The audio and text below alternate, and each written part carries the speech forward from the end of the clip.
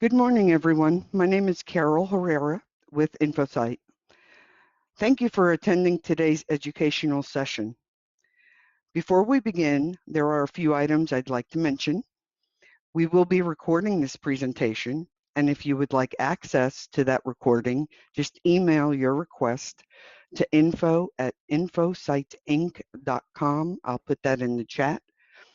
If you have any questions during the presentation, please enter them into the question box and we will try to get to everyone's questions at the end of the presentation.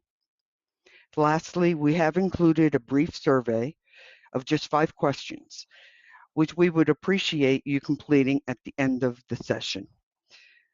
I will now send the mic over to our speaker for today, Vaughn Williams. Vaughn? Carol, thanks for getting us started. And so let me start with a few quick words about us. So a little about InfoSite and myself, for those of you who may not be familiar with who we are and why we are qualified to speak on this topic. As you can see on the slide, InfoSite was founded in 1998 and is headquartered in a very rainy Miami, Florida with this hurricane rolling around.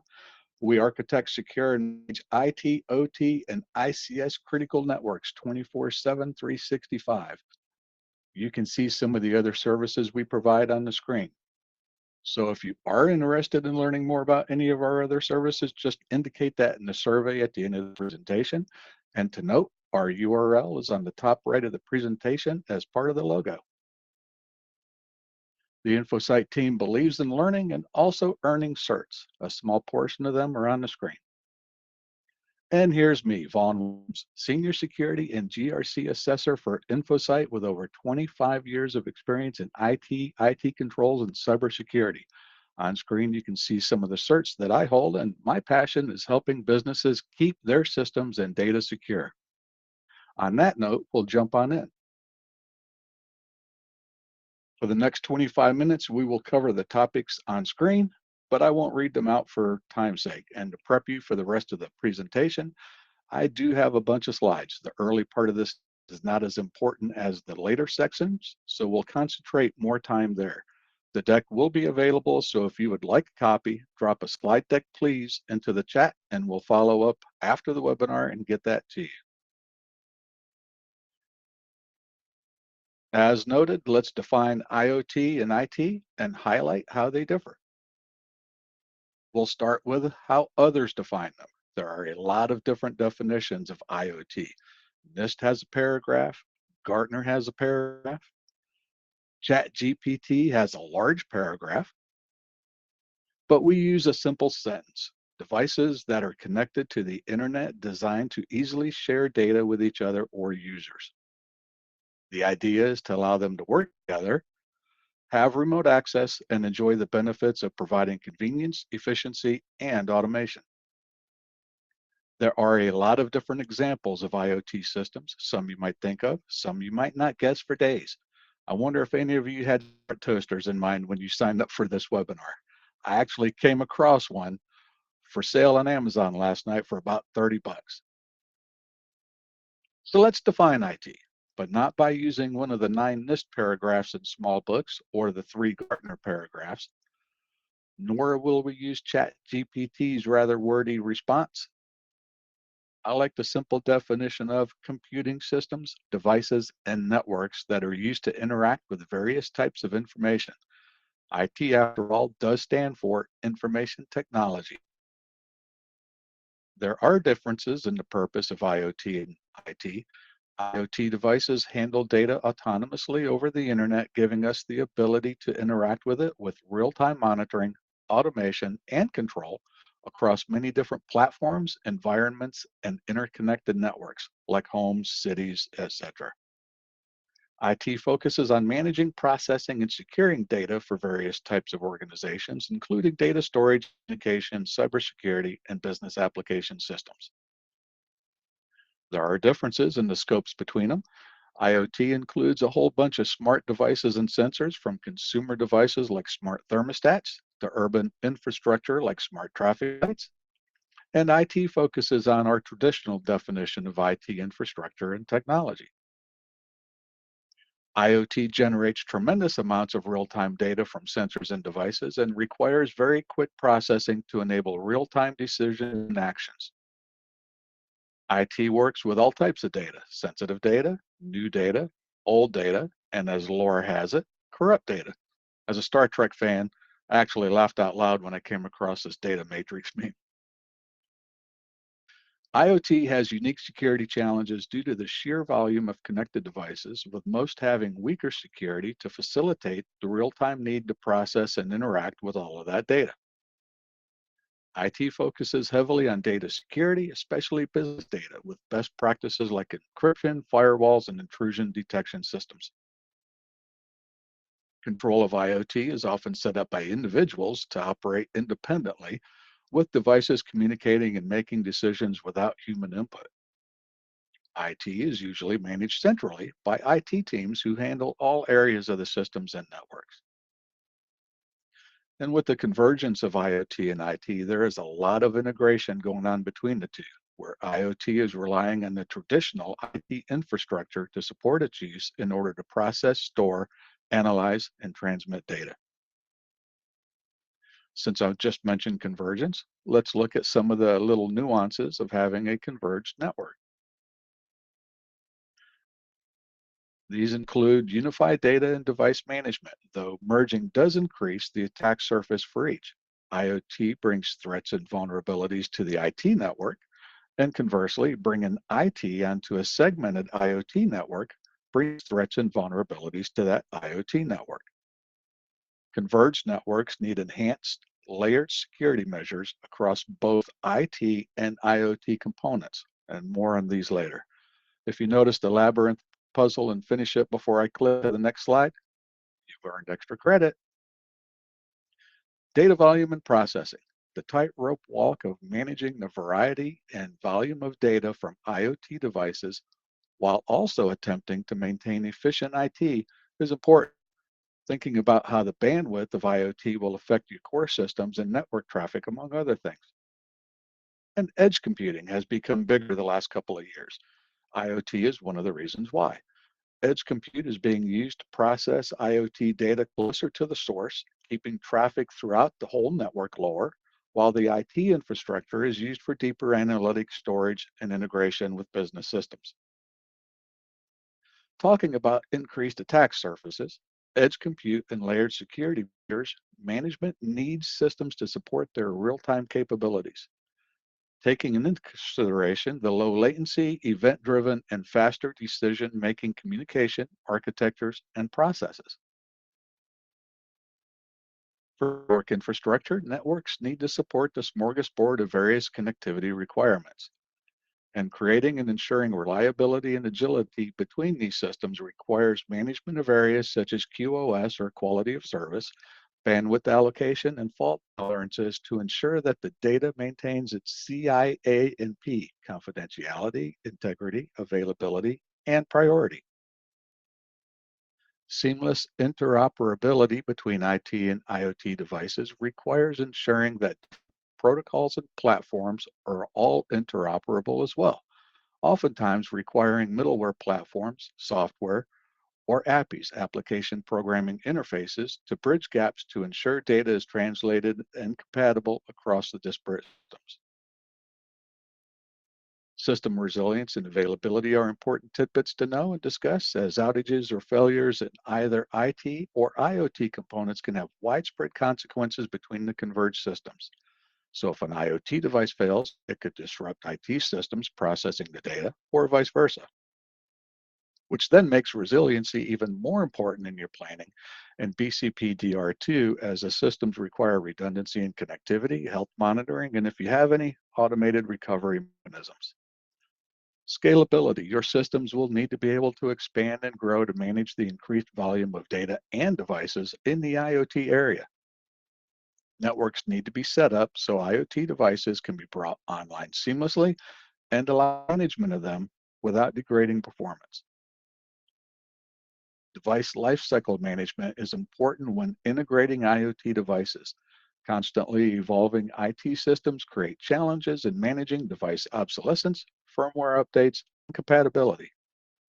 A carefully managed device lifecycle strategy must be implemented to maintain security and functionality within the converged environment. IoT can allow for additional or enhanced analytics and business insights and can be integrated into IT analytics platforms, providing even more comprehensive insights, such as IoT sensor data being used in addition to traditional business data to predict equipment failure, optimize processes, or even identify new business opportunities. So let's take a walk down the current IoT threat landscape and take in the view. You guys can feel free to take a few selfies if you want along the way. IoT devices bring a lot of threat baggage with them, and they tend to overstay their welcome, just like my mother-in-law. Don't worry, she didn't sign up for the webinar. Some of the baggage that IoT likes to bring are default passwords, hard-coded credentials, lack of encryption, and limited or no update mechanisms, which obviously leaves them all open to types of attacks. In addition, updates for software and firmware are often non-existent, which leaves devices vulnerable to exploitation year after year after year. And IoT devices may use outdated and insecure communication protocols. Can you say HTTP, FTP, and what, to name a few?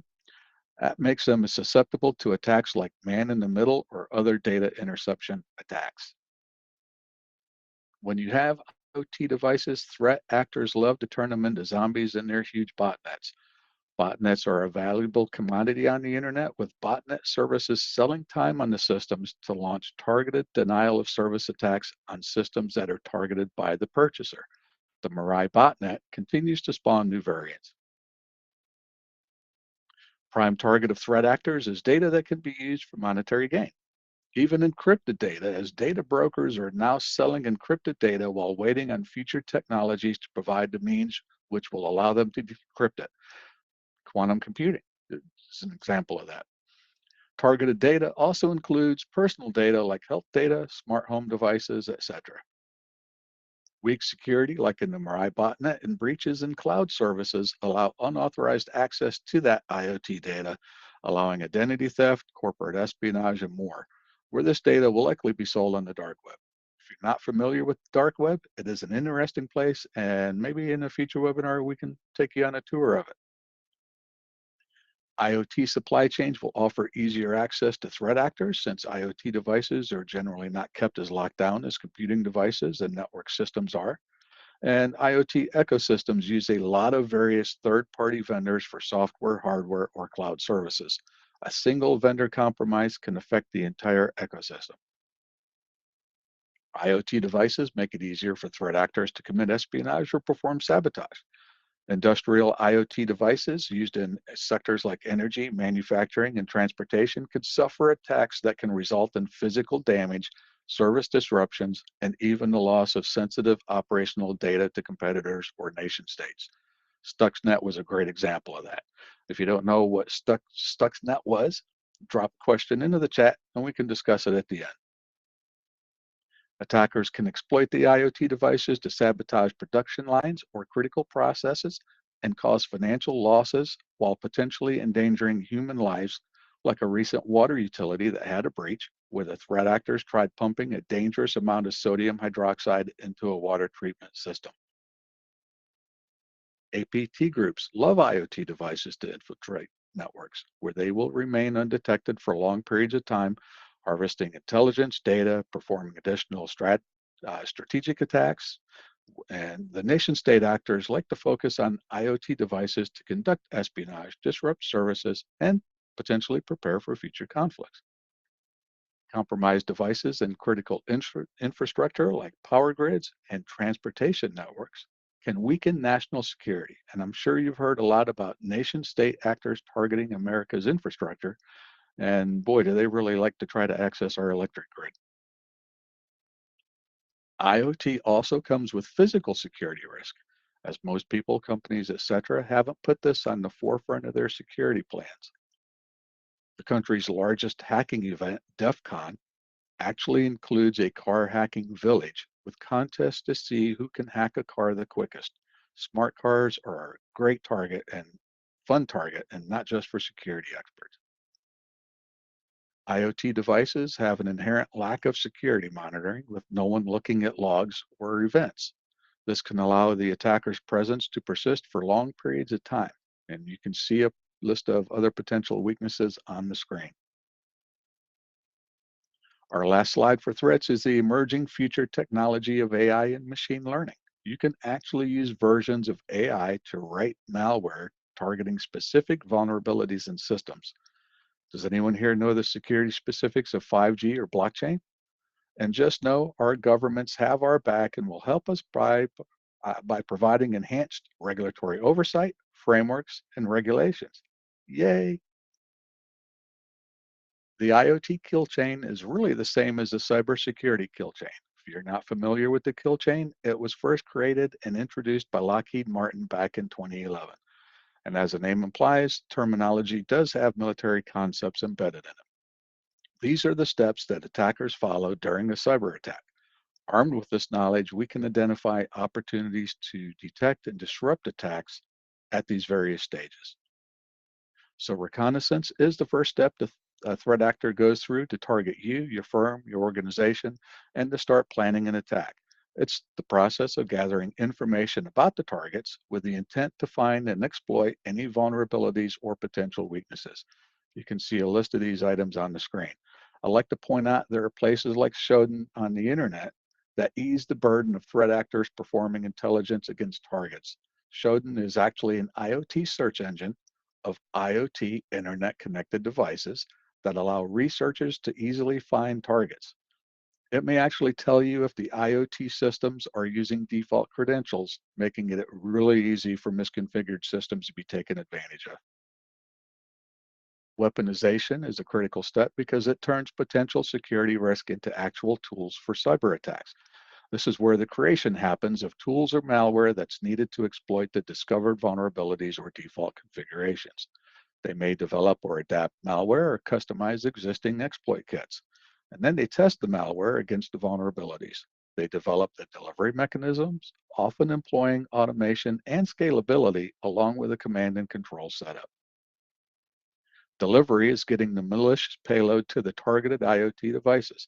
This can be done through a lot of various methods, such as their initial access, exploitation of public-facing apps, and phishing through deceptive emails, attempting to get their users to click on malicious links or open attachments. Payload delivery can also be accomplished with direct installation if an attacker gains physical or logical access to an IoT device, or by downloads through injecting malicious scripts into web pages or exploiting vulnerabilities in web browsers to automatically download malware when the page is visited. Exploitation occurs after the delivery, and this is where the malware exploits the vulnerabilities or weaknesses to gain control of the device along with associated systems and data. After exploitation, the attackers try to gain persistence on the device and allow access even after reboots. Attackers ensure that their malware or backdoor remains installed on the device, allowing them continued access even if the device reboots. Some advanced attacks can even replace firmware. Another kill chain stop of the train is command and control, where a command and control link between the compromised device and the attacker's infrastructure is established. The compromised device may even become part of a botnet, like we mentioned earlier, enabling the attacker to control it remotely. This involves communication with C2 servers, which coordinates attacks or siphons the data. And the last step, actions on objectives, is the final stage of the cyber attack process, often referred to the endgame. It's where attackers execute their intended malicious activities. This phase is where the attackers perform their deeds, and whether it's data theft, destruction, using the compromised system for further attacks. And the most common objective threat actors have is data exfiltration, where they try to turn that data into money. Another objective is device manipulation, where the threat actors may alter the functionality of an IoT device to cause physical damages or disrupt normal operations. This can be particularly dangerous in industrial IoT settings where devices control or monitor those industrial processes. Next, we have ransomware being deployed to lock the device or encrypt critical data, demanding a ransom to restore access. And in some cases, the malware might just be used simply to sabotage the systems or render a device inoperable. They could create botnets where the compromised IoT devices can be used to carry out DDoS attacks, spam campaigns, or further malware distribution.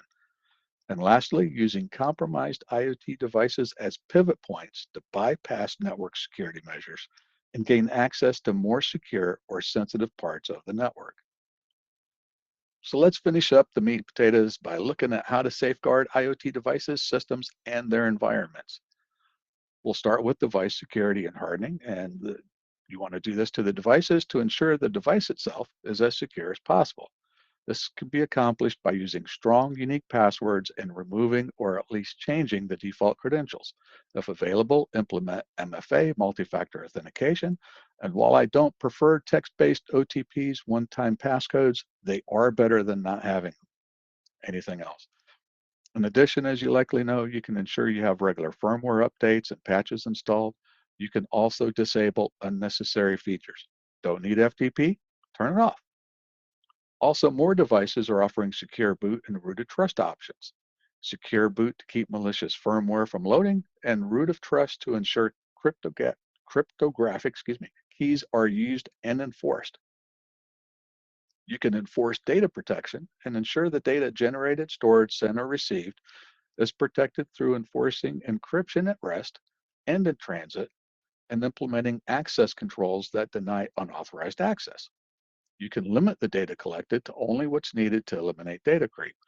And lastly, making sure you are using and implementing secure APIs, which are some of the middleware that we discussed. Network security is as important with IoT as the regular network. You can secure the pathways between the IoT devices and IT infrastructure that they operate on by using firewalls to implement network segmentation to keep IoT separate from the IT stuff. Through the firewall, you can also implement access control list, VPNs, and physical access restrictions to further enhance how you control access to the IoT devices. And lastly on the slide, you can monitor your network traffic to look for threat actors too. You can protect against unauthorized access and ensure the integrity and confidentiality of the data by using authentication and access policies, along with device authentication systems. This ensures only legitimate devices can connect to the IoT network using certificates or digital keys stored securely on the devices. You can implement user authentication, which is similar to traditional systems, including passwords, biometrics, and MFA to ensure that only authorized users can access the systems. Service authentication can be implemented for interactions between different IoT services or between services and devices using methods like OAuth and tokens to authenticate each service's request. You can use access control techniques like role-based access control and assign permissions to users based on their roles within the organization, where each role has a defined set of actions and access levels to resources. Then you have attribute-based access control, which allows or denies requests based on attributes of the user, device, or the service, along with other environmental conditions. And then policy-based access control using policies that adapt to the content, allowing more granular and situationally aware permissions, which is really useful in diverse and dynamic IoT environments. The next great way to safeguard IoT is threat detection and monitoring, so you can recognize potential cyber threats and respond to them before harm can be done. This can be accomplished through network monitoring, utilizing systems to monitor and analyze the traffic to detect anomalies such as unexpected data flows or high volumes of traffic. Device monitoring looks at behaviors or deviations from their norm to detect compromised devices. Integrity checks verify the device's firmware and software to ensure that they haven't been tampered with or altered. SIM allows for correlation of data between different systems to pick up on anomalous behavior, tie them together, and then alert on potential issues. Vulnerability management and scanning periodically for known vulnerabilities is important, especially those that are continuously exposed to the internet. Advanced threat detection techniques can be leveraged, such as machine learning and AI, to predict and detect unusual patterns that might elude traditional detection systems. And then physical security monitoring and access logs to the IoT devices can alert to unauthorized physical access and device compromise. Environmental monitoring can alert to changes in the environment that might indicate tampering or physical threats, such as temperature changes and water infiltration. So let's talk about the IoT supply chain and how you can protect against threats there. You want to know and vet your supply chain. Start with the component manufacturers, the hardware suppliers, the manufacturers of sensors, chips, and other electronic components that are a part of the IoT devices. Know where your components are coming from and challenge suppliers for authenticity, including OEMs. Don't order equipment from Joe Schmo Discount House or Rehabbed IoT. OEMs assemble the components and develop the final IoT device that is then shipped to the customers. Distributors and integrators often pass devices through various intermediaries, including distributors, system integrators, and service providers. These entities may customize or modify devices to meet specific customer requirements, and this introduces even new risk into the supply chain. Third-party software providers create software for functionality, including cloud platforms, APIs, and mobile apps for control and management. Service providers such as telecommunication companies and network service providers that support IoT devices by enabling connectivity and processing the data generated by the devices. And lastly, the customers, you, end users, and organizations that purchase and use IoT devices. You play a critical role in securing devices by ensuring that they're updated, they use strong authentication, and they have a secure installation. And the last key component of safeguarding IoT is having an IoT incident response plan so that if/when you have an incident, you're armed with the right tools to fix the situation. Incident response plans should have the following key components. Preparation. Proper preparation prevents poor performance. This is where you set up the basics that you need, starting with an incident response team with clearly defined roles and responsibilities that they should include IT security staff, network admins, legal, communication, marketing professionals. Preparation also includes documenting procedures for handling different types of security incidents, including guidelines for managing IoT-specific incidents. Preparation includes tools and resources that should be in place to detect and respond to IoT security incidents. Training and awareness is key, so regularly training staff, including the IRT, on recognizing IoT-specific threats and responding to incidents. You want to conduct mock incident drills to ensure that you're preparedness, or to ensure that you're prepared. And identification using tools such as SIM and IDSs is the next part of an IRP, and your system should be able to alert you on anomalous behavior, such as unusual network traffic, unexpected device interactions, or unauthorized access attempts. Assessing impacts is needed to determine the scope and severity of the incident, identifying which devices, data, and systems have been affected, and whether the incident is ongoing or has been contained. If it hasn't been contained yet, containment involves taking immediate action to limit the spread of the attack or its impact on the network. Eradication is then needed to remove the threat and eradicate the malware, removing unauthorized access points and backdoors and fixing any vulnerabilities. This may include cleaning or reinstalling device firmware, changing credentials, or reconfiguring security settings. You can identify the root cause, and that's important to determine how the threat actor compromised the system, what vulnerabilities were exploited, and how malware may have entered the network. This allows you to ensure that the threat actor cannot get back in. Recovery is next with restoration of systems and devices back to normal operation. This could include reinstalling firmware, resetting device configurations, and reintroducing devices back into the network once they have been confirmed as clean. You have post-incident review, which involves analyzing the incident and conducting a thorough review to understand how and why the incident occurred, what improvements can be made, and documenting them as well. Then we have communication. You want to ensure internal communication and keeping stakeholders informed throughout the incident, including IT teams, management, and relevant departments. Then providing clear updates on the progress and scope of the incident. If necessary, you have external communication, which informs of affected users or customers, as well as regulatory agencies. And you might even have compliance requirements that you need to ensure that your incident response process adheres to any relevant legal, regulatory, and industry standards. And this includes reporting breaches to the regulatory bodies where you're required.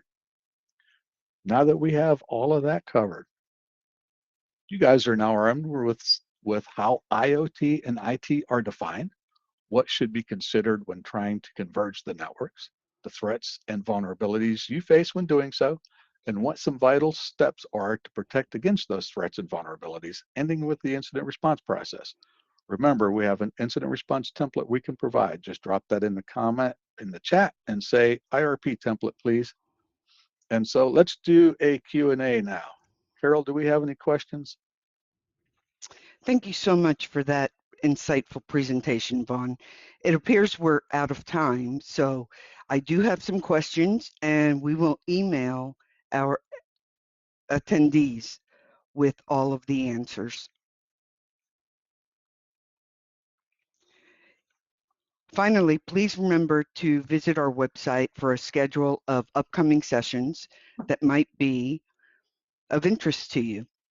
Thanks again for attending today's educational session. Please remember to complete that brief survey at the end, and we hope that you found this session informative. Until next time.